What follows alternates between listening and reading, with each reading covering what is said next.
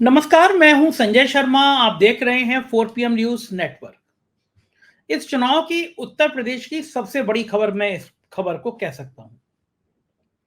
ये वो खबर है जिसको लेकर भारतीय जनता पार्टी को पसीना आ रहा है। बात भी ऐसी है। मैं बात कर रहा हूं अयोध्या लोकसभा क्षेत्र की, फैजाबाद। बड़े सपने थे भारतीय जनता पार्टी के कि इस फैजाबाद अयोध्या से वो पूरे देश का चुनाव जीत लेंगे। भगवान राम का भव्य मंदिर बना रहे थे वहां पे भारतीय जनता पार्टी। हालांकि मंदिर बनाने के आदेश तो सुप्रीम कोर्ट ने दिए थे, लेकिन पूरे देश में प्रचारित किया गया था कि भारतीय जनता पार्टी ने राम मंदिर बनाया है। नारे लगाए गए थे, जो राम को लेकर आए हम उनको लेकर आएंगे। चमचागिरी की पराकाष्ठा यहां तक पहुंच गई थी कि भगवान राम को भी कुछ लोग ले आए, इतने ताकतवर हैं कि वो भगवान राम की उंगली पकड़ के ला रहे हैं। एक फोटो भी वायरल हुआ था जिससे प्रधानमंत्री मोदी का कद बहुत बड़ा था, राम बच्चे जैसे थे। प्रधानमंत्री जी उनको उंगली पकड़ के ले जा रहे हैं। आजकल प्रधानमंत्री जी को वैसे भी भगवान बनने का शौक चल रहा गया है। वो खुद को मानते हैं कि वो बायोलॉजिकल नहीं है, वो अवतार हैं, किसी ग्रह से या किसी ईश्वर के दूत हैं वो। लेकिन जिस अयोध्या के लिए इतनी मेहनत की गई, वो राम मंदिर तो चुनाव में मुद्दा बन नहीं सका, यूपी में चल नहीं सका। लेकिन अब हालत ये है कि वो अयोध्या की सीट फंस गई है। समाजवादी पार्टी के मुखिया अखिलेश यादव की इस मामले में तारीफ करनी पड़ेगी कि इस बार शायद उन्होंने अपने राजनीतिक जीवन के सबसे अच्छे टिकट बांटे हैं। कील कांटा दुरुस्त करके ऐसे टिकट बांटे हैं कि पसीने आ गए हैं। अयोध्या में भी यही हुआ। लल्लू सिंह जी भारतीय जनता पार्टी के सांसद, उनको फिर टिकट दिया गया। लल्लू सिंह जी इतने खुश थे, उन्होंने कह दिया कि अब की बार 400 पार, क्योंकि संविधान बदलना है। और ये अब की बार 400 पार का नारा भारतीय जनता पार्टी के लिए ऐसा हो गया जैसे पैर पे कुल्हाड़ी नहीं, बल्कि कुल्हाड़ी में पैर ले जाके खुद मार दिया हो। अरुण गोयल ने कह दिया 400 पार चाहिए, संविधान बदलना है। तो लल्लू सिंह के बयान के बाद अयोध्या का जितना दलित वोट था, जितना पिछड़ा वोट था, वो सब गुस्से में आ गया। और जो जातिगत समीकरण है वो ऐसे हैं कि अगर पिछड़ा और दलित नाराज हो जाए तो भाजपा को पसीने आ जाए। अखिलेश यादव ने अवधेश प्रसाद, जो 9वीं बार विधायक हैं, उनको टिकट दे दिया। खुद दलित जाति से आते हैं, पासी जाति से आते हैं। 2.25 लाख पासी वोट है। मैं अभी पूरा जातिगत आंकड़ा समझाऊंगा।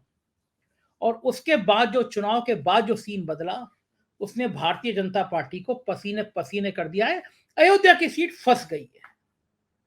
मैंने सोचा अयोध्या की सीट पर डिटेल में बात करूंगा, तो बात करने के लिए मैंने आज अयोध्या के एक तेज तर्रार पत्रकार को बुलाया है। जमीनी स्तर पर जो पत्रकारिता करते हैं, बहुत जानकारी रखते हैं, ऐसे ओम प्रकाश सिंह जी मेरे साथ जोड़ रहे हैं। ओम प्रकाश सिंह जी, बहुत बहुत स्वागत है आपका 4 PM न्यूज नेटवर्क में। आपकी अयोध्या तो पूरी गूंज गई है। मैं आपसे बातचीत करूं उससे पहले मैं अपने दर्शकों को अयोध्या का कुछ जातिगत आंकड़ा बता दूं। और ये बात भी बता दूं कि इस बार उत्तर प्रदेश में धर्म पर जाति भारी पड़ गई है। हर जगह जाति के आधार पर चुनाव हो रहा है। अयोध्या में लगभग 19 लाख मतदाता हैं। ब्राह्मण लगभग 1,60,000 हैं। क्षत्रिय 75,000 हैं। वैश्य 45,000 हैं। यादव 2,60,000 हैं। मुसलमान 2,35,000 हैं। कुर्मी पटेल निरंजन 87,000 हैं। निषाद मल्ला कश्यप 75,000 हैं। सैनी मौर्य कुशवाहा 60,000 हैं। पाल बघेल 40,000। प्रजापति 25,000। राजभर 6,000। विश्वकर्मा 10,000। चौहान 19,000। नाई 9,000। साहू 22,000। चौरसिया 33,000। लोधी राजपूत 28,000। गुजर 5,000। गिरी 7,000। स्वर्णकार 9,500। भुर्जी 9,000। पासी, जिस जाति के समाजवादी पार्टी के प्रत्याशी हैं, वो 2.25 लाख। धोबी कन्नौजिया 15,000। वाल्मीकि 6,000। कोरी 88,000। जाटा 17,000। सोनकर 11,000। काइस 25,000। खड़गवंशी 46,000। जो मोटा मोटा मैं बता रहा हूँ, समाजवादी पार्टी का गठबंधन वो पासी के 2.25 लाख। मुस्लिम के वोट भी बहुत सारे हैं। 2,35,000 मुसलमान, 2.5 लाख से ज्यादा यादव। और ये वोटरों के संग अवधेश प्रसाद बहुत मजबूती के साथ शुरुआत में देख रहे थे। लेकिन जैसे जैसे चुनाव चला, सूचना आती गई कि अवधेश प्रसाद आगे होते चलेगा, लल्लू सिंह पिछड़ते चले गए। ओम प्रकाश जी, ये मैंने मोटा मोटा अयोध्या का जातिगत आंकड़ा बता दिया। मेरे ख्याल से ठीक ही होगा, आप ज्यादा वहां के रहने वाले हैं, पत्रकारिता कर रहे हैं सालों से, दशकों से। अब मुझे बताइए कि अयोध्या का सीन क्या है, क्या जो मैंने बात कही वो सही है, वो गलत है, और बेसिकली अयोध्या का मिजाज क्या है, चुनाव का रुझान क्या कह रहा है? नहीं, आपने जो जातीय आंकड़े दिए हैं वो लगभग सही हैं, क्योंकि पिछले कई सालों से जनगणना नहीं हुई है, तो एक अंदाजा जो आता है मोटा मोटा वो यही है। इसमें जो सबसे खास बात है संजय जी, वो देखिए कि भारतीय जनता पार्टी का जो वोट माना जाता है उसके वोटरों की संख्या बहुत कम है। जैसे 1,60,000 ब्राह्मण, लगभग 75,000 ठाकुर हैं, कायस्थ जो है वो 30-35,000 हैं। ये मूल वोट माना जाता था। जब कभी बसपा नारा लगाती थी, ठाकुर बावन बनिया छोड़ के, वो वाला नारा लगता था, वो इसी वोट पर लगता था। और जब जब इन वोटों पर भारतीय जनता पार्टी फैजाबाद लोकसभा में लड़ी, वो कभी नहीं जीती। जब उसके साथ अति पिछड़ी जातियां जुड़ी या दूसरे बैकवर्ड्स जुड़े जो है, तो उनके, चाहे वो विनय कटियाल लड़े रहे हों या 14 और 19 में लल्लू सिंह, अति पिछड़ी जातियों के जुड़ने के और मोदी के उसमें जो है, तब इनके हाथ में ये सीटें आई, वरना भारतीय जनता पार्टी यहाँ कभी से जीती थी। इस बार भी का सिनारियो समझने के लिए संजय जी, पिछला चुनाव जो 2019 का था वो समझना होगा। लल्लू सिंह उस चुनाव में 65,000 चुनाव वोट से जीते थे और 2 विधानसभा महत्वपूर्ण थी, एक दरियाबाद और दूसरी अयोध्या। दोनों विधानसभाओं से मिला करके उनकी जीत का अंतर जो है वो 65,000 के करीब था। बाकी 3 विधानसभाओं में भारतीय जनता पार्टी जो है वो नहीं जीती है।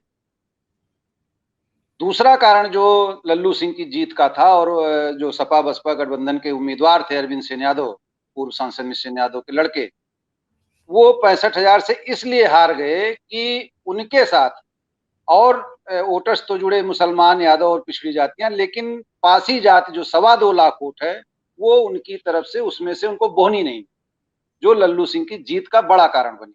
उसके पीछे कारण ये था कि व्यक्तिगत प्रत्याशी से जो है वो पासी समाज जात के लोग एक घटना के कारण नाराज थे, इसलिए उन्होंने वोट नहीं किया और भारतीय वो समाजवादी पार्टी और बसपा का गठबंधन हार गया। आपने जो संजय जी सबसे सही बात की कि इस बार अखिलेश ने बहुत ही होशियारी से टिकट वितरण किया है।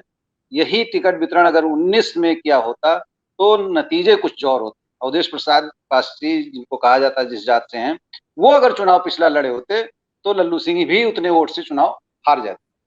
तो ये पिछला जो समीकरण था इस बार बदला हुआ नजर आ रहा है। इस बार पासियों की बोहनी एनडीए को नहीं होनी है, भाजपा को नहीं होनी है। तो इस संदर्भ में जो सिनारियो उभर करके आ रहा है उसमें भाजपा की सांस फूलती नजर आ रही है। और जो आपने राम मंदिर मुद्दा और ये बताए, ये भी आप जान लीजिए पूरे अवध क्षेत्र में नहीं चला, और खासकर अयोध्या में। जी, क्या कारण है ओम प्रकाश जी, इतना भव्य राम मंदिर, इतनी ब्रांडिंग, अमिताभ बच्चन से लेके इतने फिल्मी सितारे, पूरी दुनिया में गूंज राम मंदिर की, और राम मंदिर का मुद्दा नहीं चला, कारण क्या है? पूरी अयोध्या जो है वो पर्यटन के नजरिए से जो विकास हो रहा है उसके दंश से जो है करा रही है। बोल सकती नहीं है, बुलडोजर का डर है उसको जो है। यहाँ तक की हालात है कि रामपथ का जो निर्माण किया गया है शहादतगंज से लेकर और नया घाट तक, निर्माण के दौरान कई लोगों की जान चली गई, सैकड़ों लोगों के हाथ पैर टूट गए, बिजली कटी, पानी कटा, लोगों ने घेराव किया, लेकिन कोई जनप्रतिनिधि जनता के साथ खड़ा नजर नहीं आया। इसके अलावा तमाम जो दूसरे कारण है जो देश में चल रहे हैं इंडिया गठबंधन और एनडीए के, वो बहुत तेज से असर किया है। और अति पिछड़ी जातियों में जो आधार बन गया था भारतीय जनता पार्टी का 14 और 19 में, उसमें भारी जो है वो फिसलन दिखाई पड़ रही है इंडिया ब्लॉक की तरफ।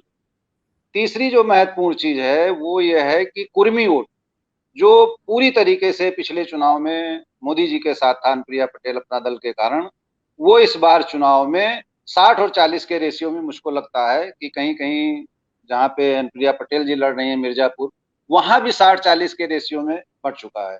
और दूसरी जगहों पे जहाँ पे अपना दल या उस तरीके के उम्मीदवार नहीं है, वहां पर ये रेशियो मुझको 80 और 20 का नजर आता है।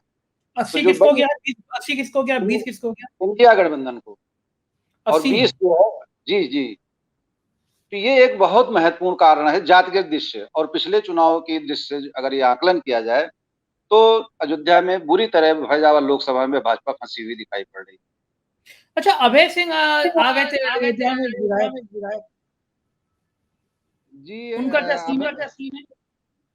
अभय सिंह जी जो है वो गोसाईगंज विधानसभा फैजाबाद जनपद की जरूर है, लेकिन वो अम्बेडकर नगर लोकसभा में आती है।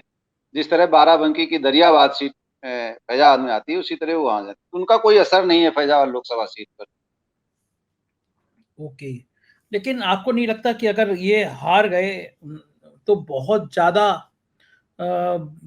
बदनामी हो जाएगी कि भारतीय जनता पार्टी अयोध्या हार गई, मुंह दिखाने लायक नहीं बचेंगे कहीं पे कि अयोध्या अयोध्या के नाम पे पूरी दुनिया में बेचा माल और अयोध्या ही हार गए। अब किस किस नाम पे वो जो है रोएंगे और गाएंगे। काशी भी फंसी हुई नजर आ रही है, अयोध्या भी काशी, फंसी नजर काशी बनारस, जी, मथुरा भी फंसी बनारस। नजर आ रही है। तो जितने धार्मिक स्थल हैं उनकी कहाँ तक ये इज्जत देखेंगे। आपका कहना है कि बनारस भी फंसी हुई सीट नजर आ रही है।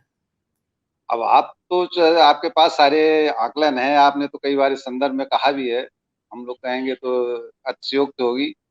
लेकिन निश्चित तौर से इस नाते मुझको लगता है कि ऐसा नहीं है कि बनारस में एक तरफा सभी के सभी अंधभक्त हैं।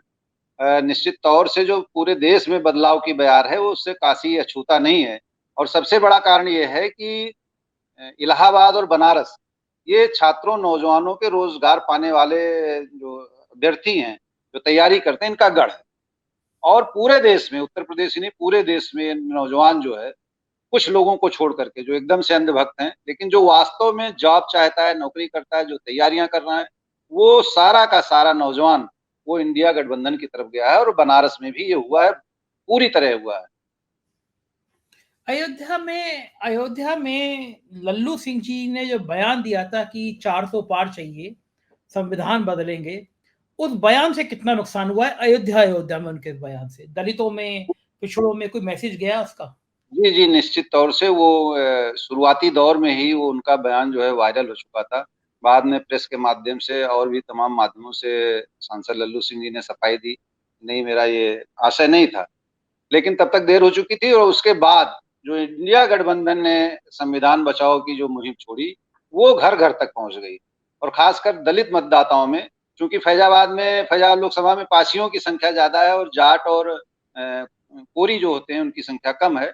लेकिन वो भी इस बार उसमें भी आप जान लीजिए 50-50 का बंटवारा है। 50% जो है इंडिया गठबंधन को गया है और 50 में वहाँ यहाँ के जो बसपा उम्मीदवार हैं और इंडिया गठबंधन, ये स्थिति है।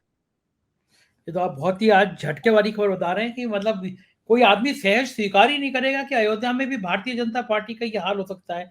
हमने ओम प्रकाश जी वो भी सीन देखा था जब राम मंदिर बन रहा था, जमीन के खरीदने के नाम पर घोटाला हुआ था। एक जमीन सुबह 10 बजे एक व्यक्ति ने सपोज 10 करोड़ की खरीदी और वही जमीन उसने शाम होते होते मंदिर ट्रस्ट को 20 करोड़ की बेच दी। संख्या का मैं उदाहरण दे रहा हूँ, एक्यूरेट रकम कुछ और है लेकिन दुगने तिगने का अंतर था।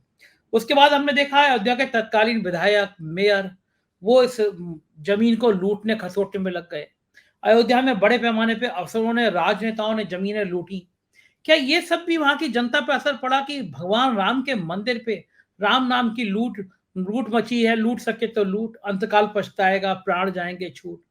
तो क्या अयोध्या में मंदिर बनाने के नाम पर राम नाम की लूट मची थी? ये भी खराब मैसेज गया।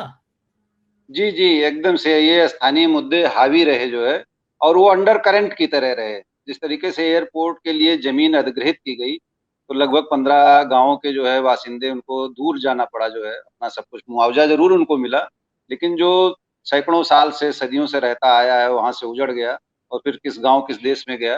तो वो अंडर करंट की तरह रहा। और जो जमीन घोटाले हुए, जो और सी चीजें हो रही हैं, और अभी भी मामला अधिग्रहण का चल रहा है, कई गांव के लोग आंदोलित हैं। चुनाव के नजरिए से उस पर कुछ पानी डालने का प्रशासन की तरफ से प्रयास हुआ था कि नहीं हम ये नहीं करने जा रहे हैं, लेकिन वो किसानों के अंदर मैसेज चला गया कि नहीं, ये हमारी भी जमीनें चली जाएंगी, चाहे चुनाव बाद ही चली जाए या चुनाव पहले। तो वो करीब 15-20 गांव के लोग हैं। तो उसका बहुत ही असर पड़ा उन लोगों ने। जो पिछली बार वो सारे के सारे लोग, उसमें से आप कह सकते हैं कि लगभग 80% लोग वो भाजपा के साथ थे। तो इस बार वो नहीं है। ये तो बड़ा नुकसान हो जाएगा। अमिताभ बच्चन भी वहां फ्लैट बेचने आ रहे थे, उस प्रोजेक्ट का क्या हुआ? जरा सा फ्लैट, 3-4 करोड़ का फ्लैट बेच रहे थे अमिताभ बच्चन, प्रचार कर रहे थे। क्या आदमी है! आए थे राम मंदिर में, लोगों को लगा भक्ति काल से आए और तीसरे दिन ही, मंदिर के उद्घाटन के तीसरे दिन से ही वहां पे अमिताभ बच्चन ने फ्लैट बेचना शुरू कर दिया। क्या है वो, फ्लैट बन गए वो? अब ये वो चूंकि बड़े ब्रोकर हैं, अंग्रेजी में जो है कुछ शब्द जो है अच्छे लगते हैं, लेकिन देहाती शब्दों में जो है वो दलाल जमीन कहते हैं। बेचने वालों को दलाल कहते हैं। तो यहाँ के हाँ। जो जमीन बेचने वाले लोग हैं, तो जब ये सुनाई पड़ा कि अमिताभ बच्चन ये कर रहे हैं और उनकी होर्डिंग्स फैजाबाद शहर में लगी, तो उन ब्रोकर्स के बीच में ये हो गया, लो भाई एक बड़ा दलाल आ गया। ये स्थिति रही जो है। और उसके बाद फिर वो कल्याण ज्वेलर्स का शायद उसमें उनकी पार्टनरशिप है या क्या है उस तरीके का, तो उसके एक शोरूम में आए थे। तो किसी भी तरीके से उनके आने का कोई फर्क जो है फैजाबाद पर नहीं पड़ा, सिवाय नाराजगी के। बन गए वो फ्लैट जो थे, वो सुना था कि वो डूब कहते हैं ना, जमीन यहाँ पे वो खराब हो जाती है, डूब का क्षेत्र कहलाते हैं वो फ्लैट। क्या जो जमीन पे बने वो जमीन लीगल थी या डूब का क्षेत्र था वो? नहीं नहीं, वो डूब का क्षेत्र था और बहुत ही, आपने इसको चलाया भी था पिछली बार जो है, 1 साल पहले 1.5 साल पहले, मुझे याद है।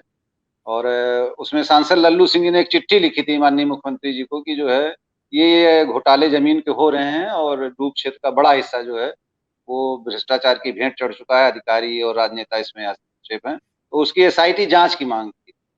वो कहाँ पत्र चला गया, क्या उसका हुआ, आज तक पता नहीं चला।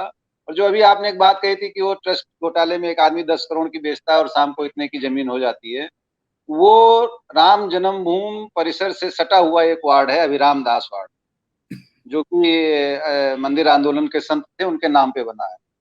वहां पर मुस्लिम आबादी 4,000 लगभग वोटर हैं, उसमें मुस्लिम आबादी 400 है, बाकी सब हिंदू हैं। और वहां से निर्दल वही जमीन खरीदने वाला जिस व्यक्ति की बात है, सुल्तान अंसारी, वो वहां से पार्षद चुन लिया जाता है और भारतीय जनता पार्टी वहां तीसरे नंबर पर रहती है। ये अलग बात है कि अब वो सुल्तान अंसारी भी भाजपा में शामिल हो वो तो अलग। अच्छा, वो जिसने जमीन बेची थी वो भी भाजपा में आ गया? गए। करोड़ों करोड़ों करोड़ों का डील कमाई थी उसने, है ना? जी जी एकदम। क्या बात है यार, राम मंदिर ट्रस्ट में पहली नींव का पत्थर रखने के साथ ही जिस आदमी ने करोड़ों रुपए कमा लिए वो एक मुसलमान था। जी बेईमानी करने वाले भारतीय जनता पार्टी के मेयर थे, पार्षद थे, मंदिर ट्रस्ट के लोग थे। क्या तकदीर है। और दुनिया को बेवकूफ बना रहे हैं ये लोग। मैं फिर दर्शकों को बता रहा हूं, मंदिर के नाम पर जो आपको ये गुमराह करते हैं ना, भाई सीधा सीधा ओम प्रकाश सिंह जी खुलासा कर रहे हैं। मंदिर ट्रस्ट की जमीन जो किसी व्यक्ति ने सुबह 10 बजे 10 करोड़ में खरीदी, शाम को 4 बजे ट्रस्ट को 20 करोड़ की बेची, संख्या आगे पीछे रखती है, वो 100 करोड़, या रेशो बता रहा हूं मैं अपने दुगने चगने का। वो सुल्तान फिर वो उतने पैसे के बाद पार्षद का चुनाव लड़ता है, बीजेपी तीसरे नंबर पे आती है, वो ब्रोकर, वो दलाल जो जमीन बेच रहा है वो जीत जाता है और वह भाजपा में शामिल हो जाता है। राम नाम की लूट मची है, लूट सके तो लूट, अंतकाल पछताएगा, प्राण जाएंगे छूट। अब बात करते हैं गुजरात के ठेकेदारों की। सुना है कि वहां के टेंट का ठेका, बाकी ठेके, ये सब भी गुजरात के लोगों को दे दिए गए हैं अयोध्या में। सही खबर है, गलत खबर है? है, तमाम कार्यों में वही, खाली उतने ही ठेके नहीं, और भी जो बड़े काम डेवलपमेंट के हो रहे हैं, सड़क का है, बिजली का, पानी का है, ये इसमें भी जो है उनका हस्तक्षेप है। और ये शासन प्रशासन जानता है, मुख्यमंत्री महोदय भी जानते हैं। लेकिन अब क्यों, कैसा क्या है, ये अभी तो उस पर बहुत कुछ कहना उचित नहीं होगा। मतलब कहीं ना कहीं पीछे ठेका किसी और का नाम और पीछे गुजरात के भाई। जी जी जी जी। मतलब माल कमाएगा गुजराती भाई, घंटा बजाएगा यूपी और बिहार का भाई। फैजाबाद वाले फैजाबाद का भाई है ना, माल कमाएगा गुजराती भाई, घंटा बजाएगा फैजाबाद का भाई। लेकिन क्या आपको लगता है फैजाबाद के भाइयों ने वाकई में घंटा बजा दिया इस बार? अगर भारतीय जनता पार्टी हार गई वहां से तो घंटा ही बज गया बीजेपी का। मुंह दिखाने लायक नहीं बचेंगे, भाई अयोध्या भी हारा है। नहीं, अयोध्या कभी भारतीय जनता पार्टी का 90 के पहले कभी वो अयोध्या के और उसके बारे में सोचते भी नहीं थे। उनको क्या राम से लेना था, कभी लेना देना नहीं था। ये तो बाद में जब चीजें विश्व हिंदू परिषद आई, उसके बाद भारतीय जनता पार्टी इस मसले पर कूदी है। तो वो तो अयोध्या हारने और उनका कोई मतलब नहीं। जो नाटक अयोध्या के नाम पर मोदी जी को करना था कि मंदिर में ताला लगा देंगे, मंदिर पे बुलडोजर चला देंगे, मंदिर में ये कर देंगे। और अयोध्या निश्चित तौर से पिछले 3 दशक से राजनीति की धुरी बनी रही है।